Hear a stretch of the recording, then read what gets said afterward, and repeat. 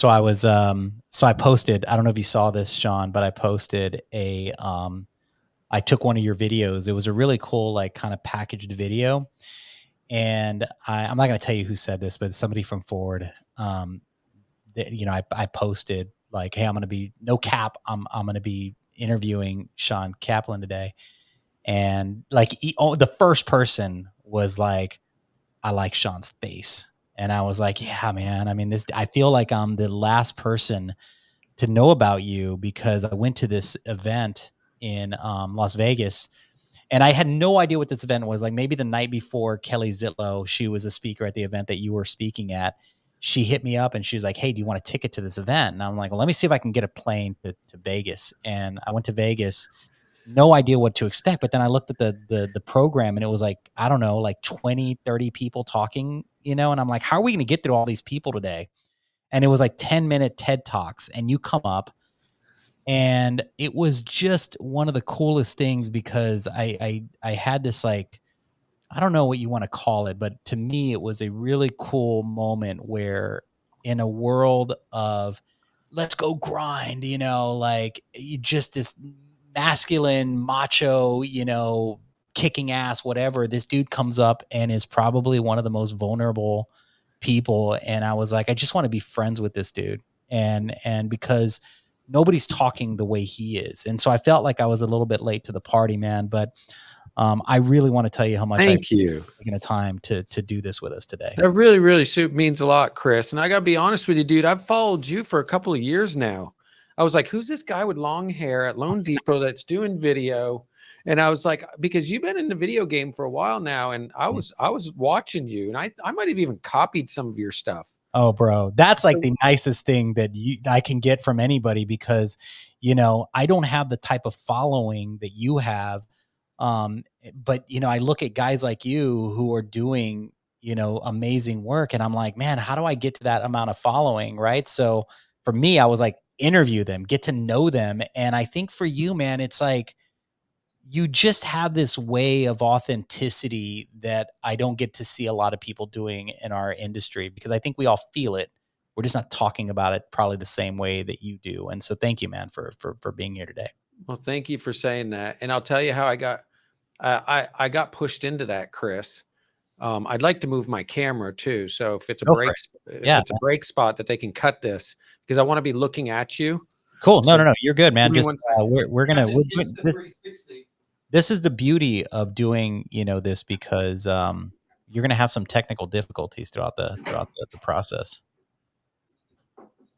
What is that behind you? What is that mounted? Is that a pig or is that what is that? So it is a boar. It is a boar's head. Boar's head. And the reason why I have that is number one, I was taught years ago to build relationships with my realtors. Well, I like to hunt. Well, I met a guy who liked to hunt. And I said, we did a lot of business together. Why don't we go on a boar hunt together? I've never been on one. So cool story behind that is I got to kill that boar with him. But the reason why I put it on the wall when my team was like, why do you have that on the wall?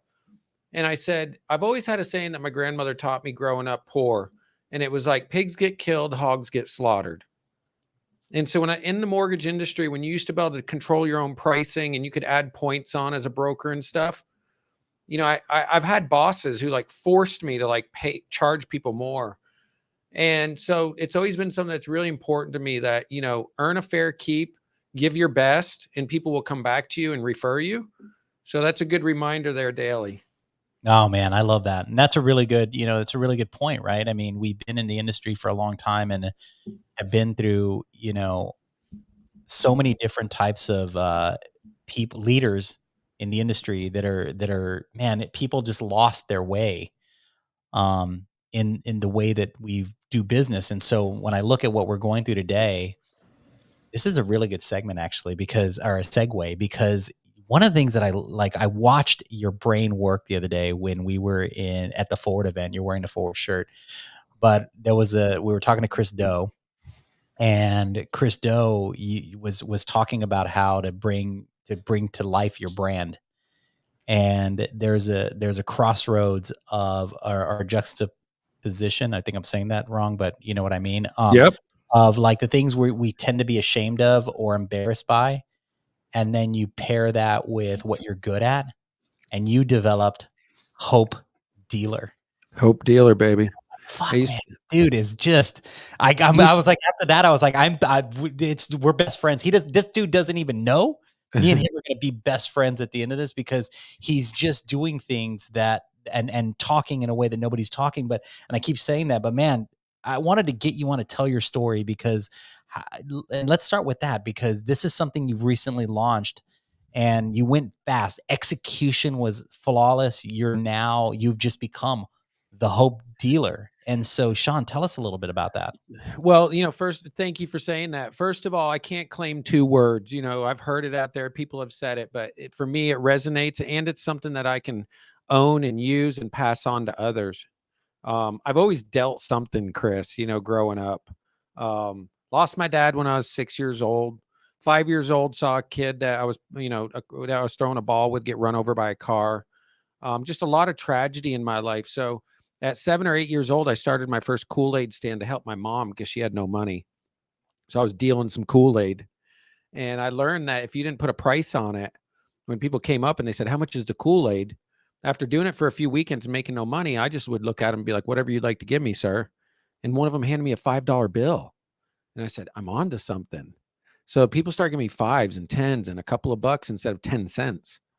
And so when I got into high school, again, we were poor for a long time, as long as I can remember. I started making fake report cards. I started dealing fake report cards when, the Apple computers and the printer, and, I'd go and copy them off. And then, when I got in my 20s, I started dealing a little bit of dope, some things to people. And Hope Dealer means a lot to me because, without going through all the details, we either go through a little bit of trauma and have a great life, or we go through massive trauma like me. But I know one thing: the opposite of despair is hope. And so if I can go out there and deal some hope to people and, be a dope healer, then I'm going to end this world, and people are going to come to my funeral, or people are going to say something about me, and it's not going to involve Shawn being a great mortgage guy. And I'm petrified of leaving this earth and having people say he was a hard worker. He was damn good at his job, all that stuff you hear. I don't want him to say that. And so I appreciate you talking about the authenticity and the vulnerability. I didn't just choose to do that. I was kind of thrusted into that. Why? I didn't Why have are any you thrusted option. into that? Why do you say you didn't have an option? Because I feel Well, like because everybody out there doesn't have an option, yet they choose to just do the opposite and overcome it by, using words and using a bunch of, play on, whatever. Because I tend to do that, right? Like, I don't want to be vulnerable. I want to show strength. And yeah. what people realize is that your vulnerability is your strength. I mean, for the last several years, I think the content that I want to absorb are the ones where where people are being vulnerable versus them doing a flex. And so, you've gone through this because you talk about it. You said, I've been through all those things. I wanted the cars, I wanted this, I wanted the watches, I wanted all those things, but I realized at some point that there's more to this. And so, talk to me about why you feel like you were forced to be vulnerable. Okay. So another reason why hope dealing is something that we can all gravitate towards is, number one, the first part, hope. You've got to have something that is in your life that is pulling you towards something. So I was thrusted into it by not having a father, not having any money, growing up on welfare, getting bullied. So all those things forced me to say, you can either just be a victim to this, or you can choose to go out and do something different and work yourself out of it. Mhm. So I say that I was thrusted into it, Chris, around hope, because I would go to other men and I would say, I want to play baseball. Will you show me how to throw a curveball? I want to have a Pinewood Derby car in Boy Scouts. Would you show me how to build it? And all these men would step into my life, and women, that I had in my life, that I would say, I don't know how to do this, and I don't have somebody to show me this, because my mom worked 3 jobs. I didn't see her a lot. And they would show me how to do these things. The second part of it is the word dealer. Okay. We all have 2 choices on a daily basis. We can go ahead and be the conforming version of the world that everybody wants us to be, which is to shrink to make other people feel more comfortable around you. Or we can be the most authentic version of ourselves. But to do that, you have to be ready to deal that. And to deal that means you got to have reckless abandon, authenticity, and not be scared to tell people about the fucked up shit that you've had happen in your life. Because you know what? Somebody's waiting to hear and say, you know what? He's not the perfect guy on social media with the big house and the nice car and everything's great. No, I'm the dude that gets angry. I get sad. I do things I shouldn't do. I blow up relationships, and it's a product of my environment. And now I'm doing something different about it. So I titled the I started doing a podcast with my name, right? For lack of a better, I couldn't think of anything that was really creative enough. And then as I was going through this, I realized that there's breakthrough moments throughout life that you know, as you're right before a breakthrough happens. The best way to describe it, there's, water boils at like 212 degrees, Yep. and everybody talks about like it doesn't boil at 211, it boils at 212. But and I don't care about the 212. I care about what happened at 211. Like what was happening to you in the moments that were breaking through. And so like you just said, it could inspire one person to change, or to get angry enough, or to get frustrated enough to then take to the next level. So this is why it's so important to hear stories like yours. And you told the story twice, I've heard you, and you get me every time you talk about it. But because children tend to be, and I feel like I could have even been one of these kids and not realized it, right? Because we forget things. But kids say some of the weirdest shit ever. And someone said something to you after your dad passed that was so impactful to you. And you've talked about it twice. And I'm like, man, I just wanted to hug that kid and be like, bro, don't listen to that person.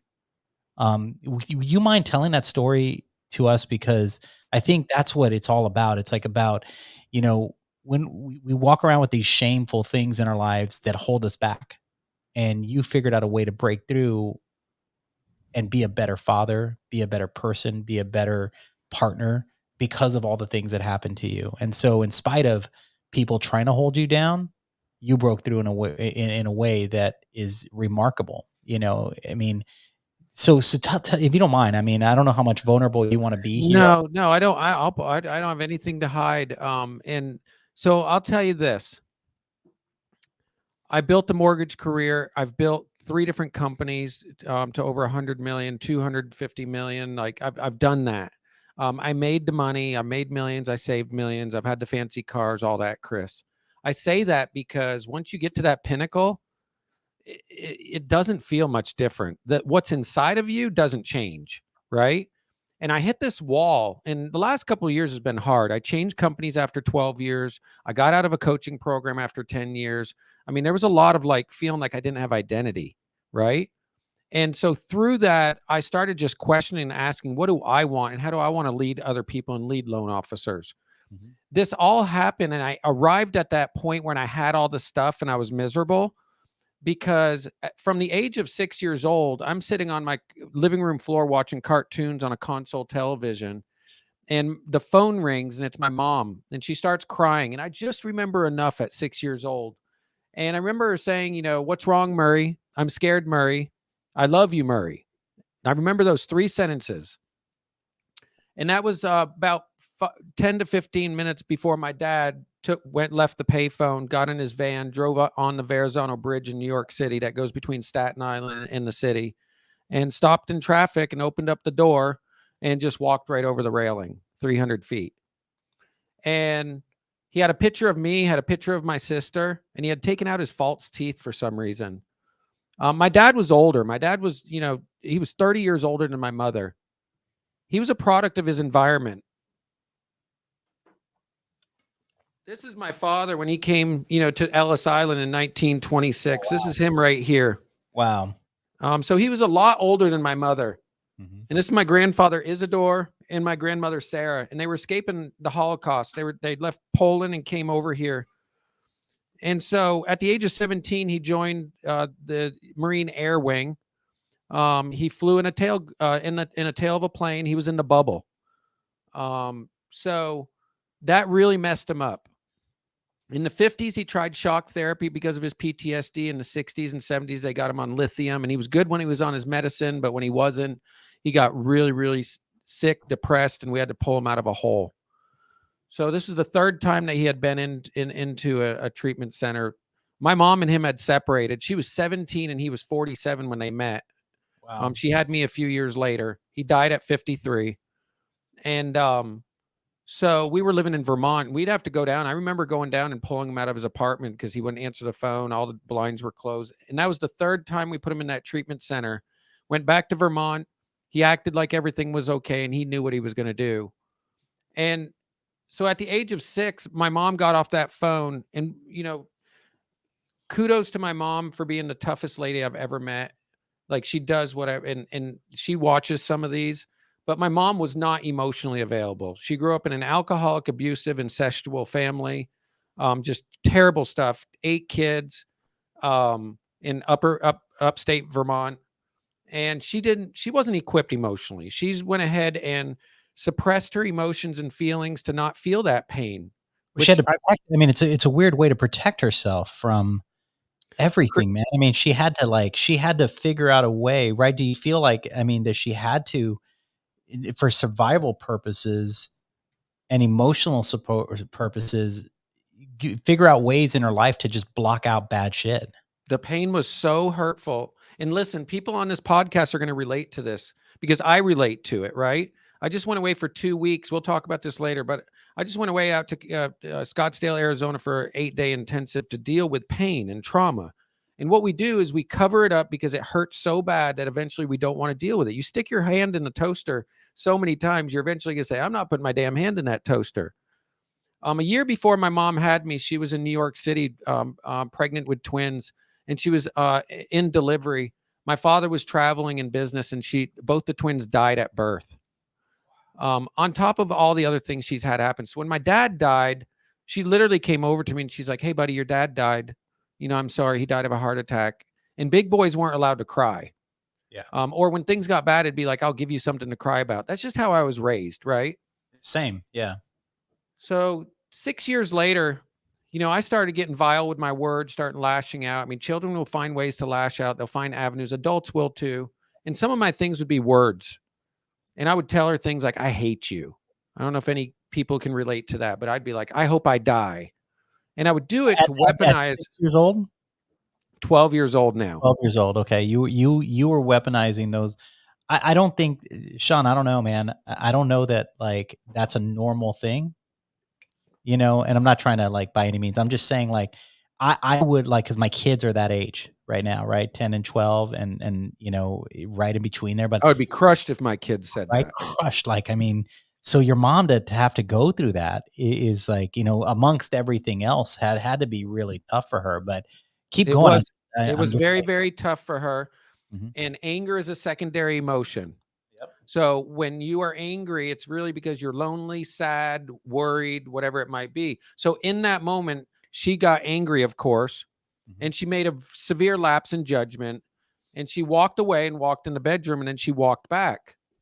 And I'm like, "What the hell are you doing?" She didn't say anything. She pulled out a pink piece of paper. She slammed it down on the counter, and she said something to the effect of, "No, your father's the one who didn't want you." And I had to read the death certificate from the top to the bottom, from his name to his date of birth, to find out that how he really died was not a heart attack. It was that he jumped off a bridge. It had a diagram of his body.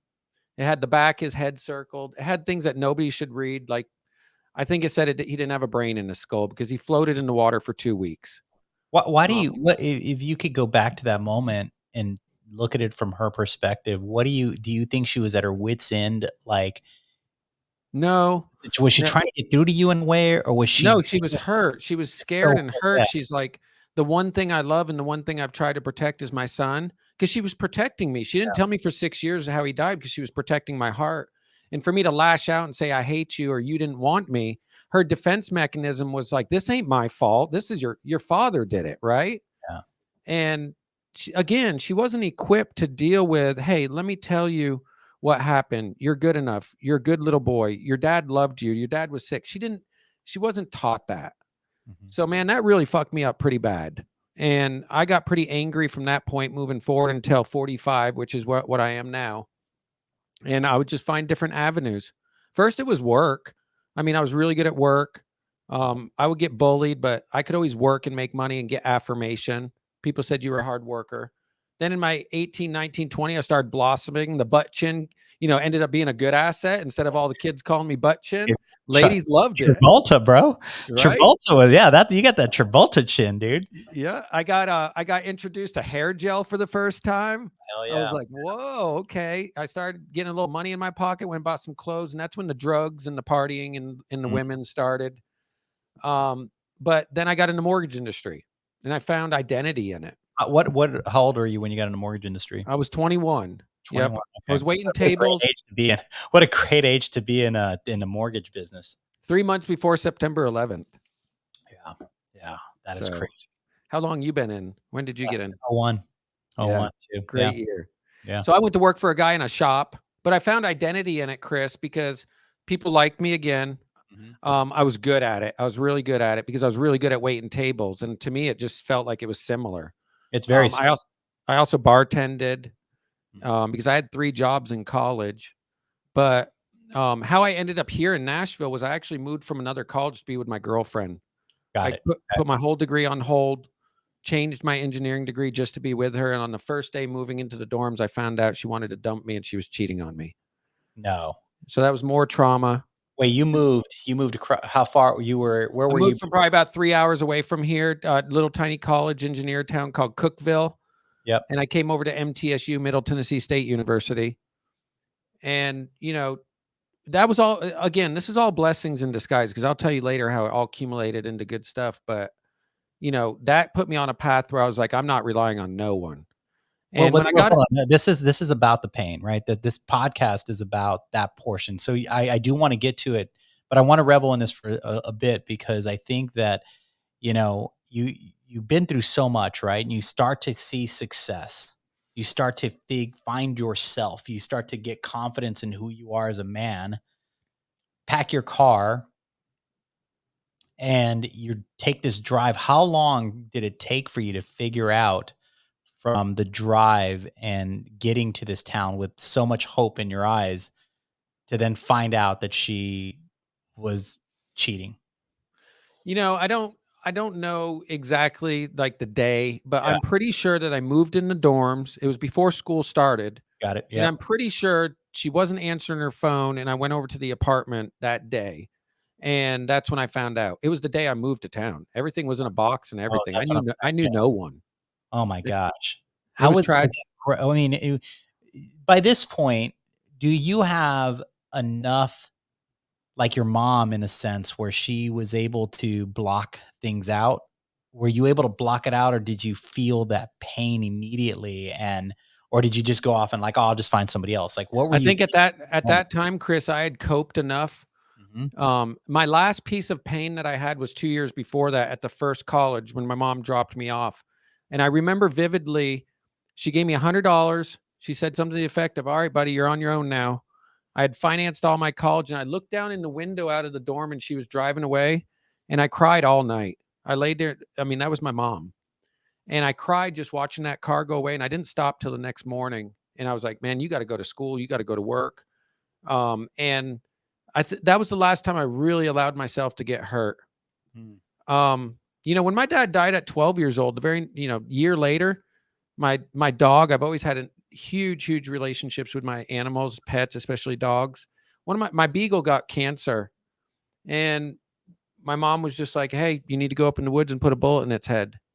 And I lived on a dairy farm at that time, and I thought it was normal. My therapist now tells me a couple of weeks ago, he goes, "Could you ever imagine having your 13-year-old put a bullet in your dog's Right. head?" I said, "Absolutely not." So I that went here it is, Shawn, you love it, and then take it away. That was my toaster. And I was like, this ain't gonna happen no more. So that's when this I is not started gonna happen anymore. sleeping with That's women and dating women, protection. and Just protection. completely shelling your just completely building a wall around, your heart, and it's so crazy, Sean, when did you do you I don't so when do you remember the moment where you stopped talking to yourself as a kid? And I say this because up until like my 40s, when I would talk to myself and I would rationalize with myself, I was talking to my 16-year-old self. I was talking to a child, right? And then it wasn't until my 40s that I finally got to a point where I was like, I'm actually talking to myself now. Like Yep. my inner child grew up. When did that happen for you? Man, you ask really good questions, by the way. You're really good at this. So, Chris, you asked that question.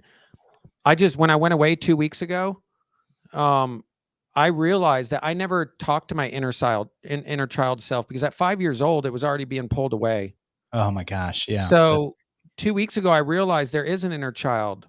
And I did some EMDR therapy, and I went back and got to console that 12-year-old boy. I went back and got to console that kid at college. I got to go back and console that 6-year-old boy sitting watching cartoons. And this is the first time in my life I've ever realized that concept. And I hope people really understand this. If they hear anything in this podcast, we have to have empathy, compassion, and sympathy for our childhood self that exists inside of us. Every day we're doing things that'll make us anxious, sad, angry, whatever it might be. And if you can stop and say, hey, thank you for showing up anxious, Shawn. What's going on with you right now? Right? Like if you have an addiction, that addiction, what's happening is that's your coping mechanism coming to save you. Mhm. That's your younger self. And if you could say, whoa, thanks for showing up again, want me to smoke that joint. But I'm going to go over here and try to spend a little alone time and go for a walk and figure out what's going on with me right now.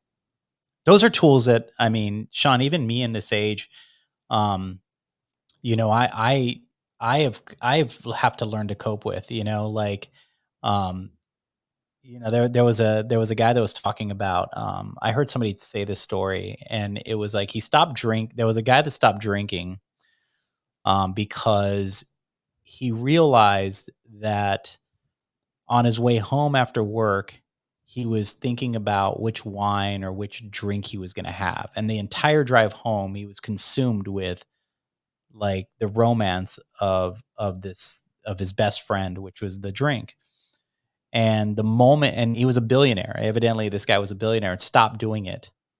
Just decided on his way home, this thought is consuming me, and I have to do it, and I catch myself at times doing that same thing, like, I won't I'm not drinking, like, 10 days will go by, and I'm, like, start to get to that point where I'm, like, thinking about it, and it's all because we don't have a coping mechanism to really take the walk instead. I did 75 hard, and the hardest part about 75 hard was the no drinking. And so Fridays would come and all I wanted to do was have a drink, but instead I'd have to go for the workout, the 45-minute workout outside, and I'd feel like the urge would magically disappear Yep. because, you were like, "Okay, I feel good about myself now that I don't have to go drink." But it's a weird coping mechanism that we weren't brought up with. How have you learned to, what tools talk about that tool that you've gained through whether it's therapy or just, how did that come to you? Okay, so the journey from when I got into the industry, at first it was money and there was drinking involved because it was the mortgage industry, right? I'm going to say something that I haven't said publicly yet, but I'm okay saying it. So I grew up in Vermont. Uh, Marijuana and cannabis is pretty much a daily thing up there. Like it's normal. I was raised around it. Mhm. So when I got to smoke my first joint in my 20s and I realized some of the pain went away and I was funny and people wanted to be around me, I was hooked. You were hooked. And so I will tell you, Chris, for the last probably 10 to 12 years, I've been almost a daily marijuana user because I wanted to numb the pain so bad. Um, that doesn't work. When you don't have it, when you're angry, when you can't have, you're not in a place you can do it. But here we are, we come out with vape, which makes it completely easier for everybody else. And I woke up months ago out of this fog and I said, I don't want this anymore. And I'm going to lose my family. I'm going to lose my kids. But most of all, how can I be my most authentic, vulnerable self? And I've got this secret in my closet.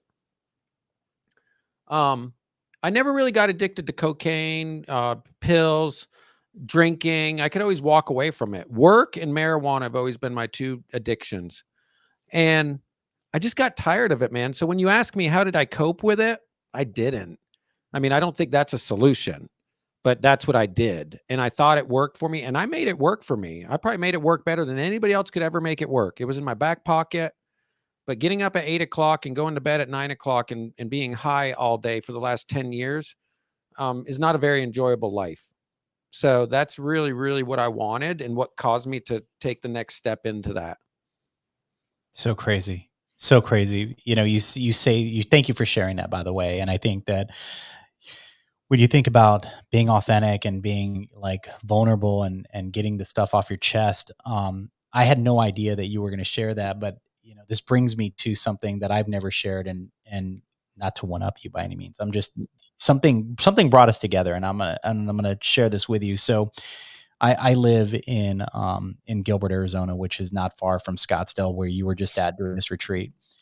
And you posted a picture with a woman, and this is an interesting story. So um, weird. This is some weird like connections, but I many years ago I got a DUI, and I'm extremely embarrassed and ashamed of not that I got the DUI. I don't care about that. I care that I did an action that could have killed somebody and landed me there. Right. The consequence. I'm not embarrassed by that. Yeah. But I don't want to be flippant about it either, because people have lost lives over bad decisions like that. Absolutely. So I was court ordered, wanted to go to jail. I did that, and then I had to go through like court order treatment. And that woman that was in your picture treated me. Marilyn did. Yeah, and so She's a legend. she's amazing. But here's what's crazy. So I'm in this. It's weird how life works, but and this is kind of just odd, but like I remember being in one of her sessions, and it was a group session, and I really like she had a motherly instinct with her, that it was just like no shame. She was kind of cool. Like she could talk to you in the way that I needed to be talked to. And I remember her at the end of it. She got real comfortable with the class and was like, I'm moving into a high rise, and I'm going to have high rise living. Really excited about this. And she planted a seed with me about living in a high rise. I not without me knowing. And then about 6 months later, not thinking about those two conversations, I'm going up to my new place in a high rise. I'm going up to my new place. Sorry, my phone started ringing over here, and I thought I had it in do not disturb. And she We just have to remind people we still do mortgage loans, right? Like we like doing this stuff, but our phone still rings. We want it to ring. I'm trying to put it on like do not disturb, and now it's asking me. So hold on, sorry about that. Hit that do not disturb, like upper right hand corner, swipe it down. I did that, but it kept. Now it was like, well, do you want it for 1 hour? It's like giving me all these different things. So okay, so Shawn, give me 1 second, because this is a weird thing, but it's literally my mom, and she keeps calling over and over and over. Yeah, take that call. I'm going to see if somebody might be here.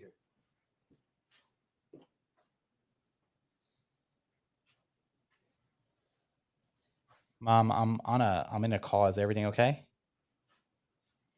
Okay, I'm gonna call you right back. Okay, bye-bye. She okay? Yeah, she's fine. Okay, good. But it was weird because it would hang up and call back. So I was like, okay, something's up. So anyway, getting back to the story. So I'm getting into the high rise, and there's Marilyn, right? She's in the elevator going up, and I'm like, what are the chances of this? Like, this lady keeps coming into my life. And then you posted, and I'm talking, this is like 20 years later, posted this picture with Marilyn. And so, just really crazy, weird, coincidence that then the next week we're going to be on the podcast. So I think things happen for a reason. But tell me about this journey you went on in Scottsdale, if you don't mind, and if you don't mind sharing, but how did you connect with it? And then what did you get out of it? How did it get you there? So first I want to tell everyone about the previous thing that I just shared with that was private, intimate, and I'm shameful of it. I'm kind of like you, where I'm like, it's not the act of me doing it. What I'm sorry about is that, I lied to people and I kept a secret. They thought they knew me. And I just want to apologize to anybody that listens to this or that's in my life, that I'm sorry I was in that place and I hid that from them. And I try to claim that I'd lead a life of authenticity. And I understand I probably broke trust with people, but I can't move forward until I get rid of that. And it was the only thing in my life that I'm not transparent about. And so now it's gone. It's out. And I just, the freedom that came with it. So going to Thank you for Arizona. doing that, man. Yeah. First off, thank you for doing it. I think people will really appreciate the fact that you're coming clean with it. But no, more importantly, I hope you know that that's not something to be ashamed of. I mean, there's two parts of people's lives. There's things that are personal and there's things that are private. And this falls in the private of your life. I don't feel like anybody that you would keep in company with you would shame you for this. I hope you know that. Yeah. I appreciate you saying that. And I really do hope that people will not hear that the problem or how I hit it. I hope they'll hear that you don't have to keep things in your life worrying about what other people think, because the ones that do love you and care for you and want to know you, when you do, they'll want to get closer to you. So again, I'll share. So going into the PCS, I'll share because that's part of it. So Cody Sperber, the clever investor, who I will continue to give credit to forever. Neil had him on Neil Dingra on Forward had him on a master mind call. And I've followed Cody for years, and he said something really profound, and I just connected with him. He goes, last year was my best year ever. I made the most money ever. I closed doors. I added, hundreds of doors to my portfolio. I made X number of dollars. He's ripping off all the things he had did. And I'm thinking like, okay, great. This is wonderful. It's not really what I came here for. And then he goes, it was also the worst year of my life. I lost my marriage. I lost my relationship with my kids. I fell apart. And he goes, so I don't know what y'all want to hear today, but I'm here to tell you about living the most authentic version of yourself that you possibly can. He said, I just got back from spending a week at this place called PCS, which is called Psychological Counseling Services in Arizona. And he goes, it was the most impactful thing I ever did in my life. And I could see it on him. And Chris, I can't, I wish I could say there was a moment or why that happened, like at that time, but it was meant to be. And I can feel the whole accumulation of my life coming to that moment. And I literally just Googled it. I went to the website, went to the intensive tab, filled out the info for an inquiry, and somebody called me a couple of days later and I didn't look back.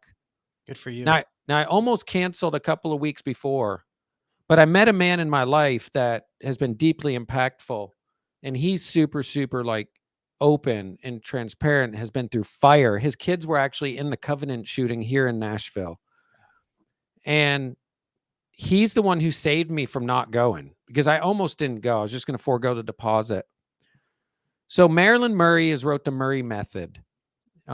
She didn't grow up wanting to be a counselor or a psychiatrist. She's not even a doctor, but she had a tragic situation happen at the age of 8. She was orally raped by 3 men, 8 years old. And she describes it as living in a pressure cooker for 40 years. And that pressure cooker just kept building up. And she has a book called The Murray Method. I would recommend every single person reads it. Any human being can benefit from it. The Murray Method helps you realize that we are formulated by the things that happen in our life, and we create stories as a child that ripple through the rest of our life. It's the toaster thing. And her pressure cooker had built up so much.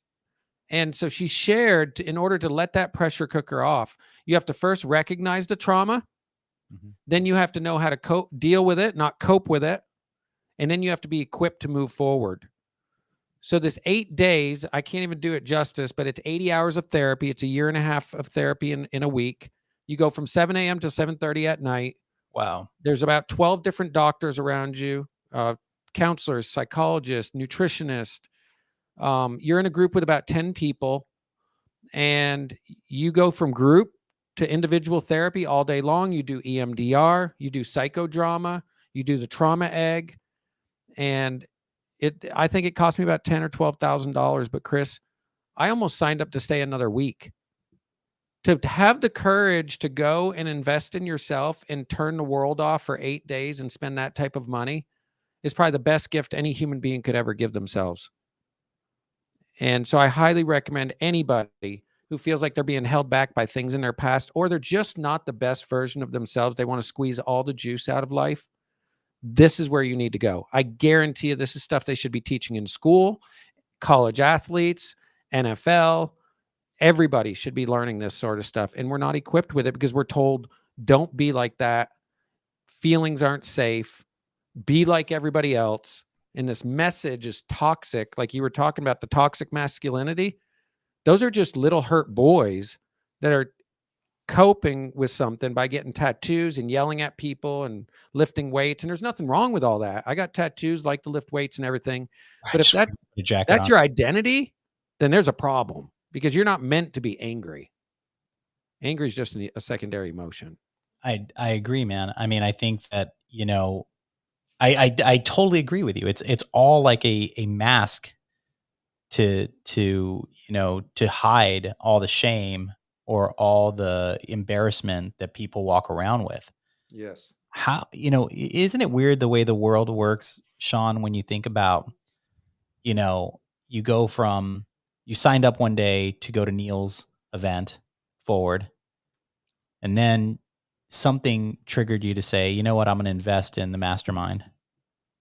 And then in mastermind, clever investor shows up, and then you end up in, one of the most probably, one of the most intense therapy groups, sessions, retreats that anybody's ever gone to. And now here you are, going through, dropping some revelations, but also, freeing yourself to be a better father, a better partner, a better husband, a better everything. Um, and so let me ask you this, in terms of, well, first off, I'm going to get to the more practical question. How we normally I do this in the beginning, but I'm going to do this now. You're one of the top loan officers in the country. I don't feel You're like it right now. you're well, nobody feels like it, right? But you're one of the top loan officers in the country. You're one of the most. If there was a ranking of who is impactful in mortgage and real estate from a content perspective, you're up there. You're a prolific content producer, and creator, and you're known in the industry. That's why I mentioned earlier I felt like I was late to the party with you. But having said that, how did you get away for 8 days? Like, I mean, how were you able to turn it off and say, it's okay, but not only with just your work, but what was a conversation like with your wife to say, I have to go do this, and My kids? my wife, the reason why I'm still with her and why I feel like I owed it not to myself but also to her was she's always been supportive. When I was a rotten scoundrel, she would not let me go, even when I did things that she could have left me. And eventually I said, I want to be a better person. I don't want to hurt somebody like this. And then a couple of years later, we got married. So I owe my life to my wife. And I'll be indebted to her for the rest of my life and serving her for the rest of my life. She was super encouraging. She's like, "Yeah, go," because Chris, again, transparency. Like I, I was just angry all the time. I would cover it up, but I was just angry. And when you're behind your closed doors, that's usually the people that you hurt the most. The most. One of the tips I'll tell everybody on this that was a light bulb that went off. Nothing ever good will come out of yelling at your spouse or your children. Your brain shut down. It goes haywire. So you're doing the exact opposite of what you want to accomplish, which is getting somebody. So I wouldn't ever get violent or anything like that. I just would yell a lot. And so she's like, "Yeah, go away." My wife has so much love inside of her. I've never heard her say anything negative about a human being. Mhm. And so she's always been about self-exploration and being better. So that was easy. She was supportive. She may go herself and she doesn't have massive trauma. She has things that have happened, but she's probably going to go for a week. My team is the only reason why I was able to do that. One of my best friend is, my team captain. We've been together for 10 years. My team knows how to handle clients. They're really good. They're like, they could go out and have a loan business themselves, but they don't want to. That's not their gift and talent. And they completely embraced it. They didn't know exactly all the details. They will once they watch this, but they knew I was going away to just work on myself. But I don't think they knew where I was going or whatever unless they really looked into it. My team captain did. But business right now, I told myself, I said, if I'm not going to do it now, when is going to be a good time to do it? Because next year, I believe it's going to be chaos. We're gonna be in a rally. We're gonna be in probably People aren't sharpening their knives now and getting right mentally, getting right physically, getting their business, their process right, they're going to have a rough time next year, and they're going to miss a lot of opportunity. And so I think you're doing the right thing right now is investing in yourself, in preparation for being your best self when we go in through another rally. We don't, we've been in this industry since '01. We haven't had this time period where This it's is the most unique time period I've ever seen, and people are investing in coaching, digital and social. They're trying to better their business, yeah, and yet we're not working on the most important part, which is this mindset. And so for me, it was just this is prep. Like this is separation season, like Ed Milet says. And so I was like, I'm going to stop counting the dollars, stop worrying, and I'm going to invest in the things I know that are going to. And I was doing all this with branding and with Neil. And I tell Neil and Trev this. I was like, you changed my life. Like I was getting to a point I was miserable with this industry because I was doing it the way everybody else was doing it. And when Neil and Trev really showed me how to do social well, and I'm still growing, I would say good. I'm trying to be great.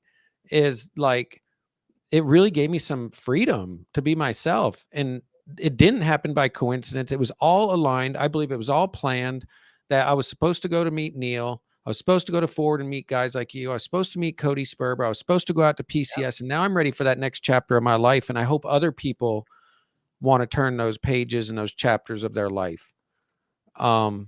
So I forgot what your question was, but so my team is really the only reason why I was able to do it. But business is down right now. I mean, I'm used to closing 32 deals on average a month. I'm 100 million. I'll be lucky to do 50 million this year, man. that's So everybody. That's everybody. But you have to, when you take a step back and you look at everybody, everybody's in the same boat as you are. Nobody's truly crushing it.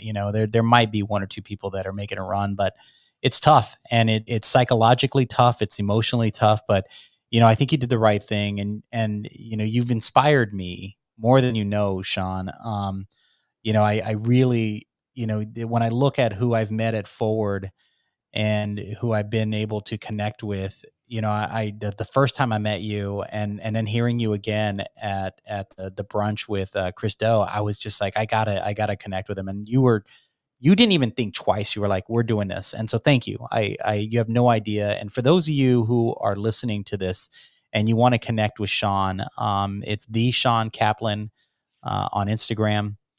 You want to watch this on YouTube.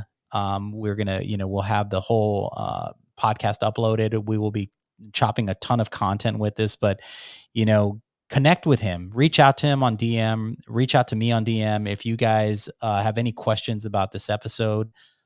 Please let us know. But it's not often. I think today was a special treat to have somebody come in and talk about the things that no one is talking about. You get on Mortgage Podcast, we're talking about CRMs and social media, and this is about life. This is about struggle. This is about being vulnerable and sharing the things that you're most ashamed of, and realizing that it's going to be okay. And Shawn, I'm proud to know you. I'm hope that it turns into a lifelong friendship. You have no idea how much I appreciate you, man. Chris, I can't put into words how honored I am to be here. And I will say with honesty, this is the best interview I've ever been on. You have a true gift and a talent. This is where you're meant to be. Like, you're really, really good at this. And I'm super honored just to be here. I didn't think twice about it. And if I could leave the readers with one, the watchers and the readers and all of that out there, one thing, if you don't mind, I want to share the number one poem that I think started this journey for me. And it's by Marianne Williamson. It's called Our Deepest Fear, if you want to look it up. But I've had this on my wall forever. And it says, your deepest fear is not that we're inadequate. Our deepest fear is that we're powerful beyond measure. It is our light, not our darkness, that most frightens us. We ask ourselves, who am I to be? Brilliant, gorgeous, talented, or fabulous? Actually, who are you not to be? You are a child of God. Your playing small does not serve the world. There is nothing enlightening about shrinking so that other people won't feel unsure around you. We were born to make manifest the glory of God that is within us. It's not in just some of us, it is in everyone. As we let our own light shine, we consciously give other people permission to do the same. As we are liberated from our own fears, our present automatically liberates others. So I hope I liberated some others. I hope a message of hope dealer landed on you, and you'll take and become a hope dealer, join the cartel, and go out there and deal some hope to somebody else. No cap. This is Cap, Thank hope you, buddy. dealer. Man, that is powerful, brother. And we will put that link to that poem in the podcast as well. But dude, thank you, and I love you for being here. I love you for sharing your story. Thank you, Love you brother. too, I buddy. appreciate it, man. Love Good you luck with too. everything. I'll let you get back, but this is gonna be a good one, man. I promise. Thank you. I appreciate you. Anytime, brother. I'll see you. All right. Bye-bye.